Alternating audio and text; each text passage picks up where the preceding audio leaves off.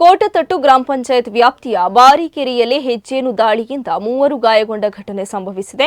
ಹೆಜ್ಜೇನು ದಾಳಿಗೊಳಗಾದ ಪಂಚಾಯತ್ ಅಧ್ಯಕ್ಷ ಸತೀಶ್ ಬಿ ಕುಂದರ್, ಉಪಾಧ್ಯಕ್ಷೆ ಸರಸ್ವತಿ ಹಾಗೂ ಅವರ ಮಗಳು ಸೌಜನ್ಯ ಎಂದು ಗುರುತಿಸಲಾಗಿದೆ. ಸರಸ್ವತಿ ಹಾಗೂ ಸೌಜನ್ಯ ಕಲ್ಮಾಡಿ ರಸ್ತೆಯಲ್ಲಿರುವ ನಾಗಬನಕ್ಕೆ ಹೋದ ಸಂದರ್ಭ ಹೆಜ್ಜೇನು ಹಿಂಡೊಂದು ಏಕಾಏಕಿ ದಾಳಿ ನಡೆಸಿದೆ.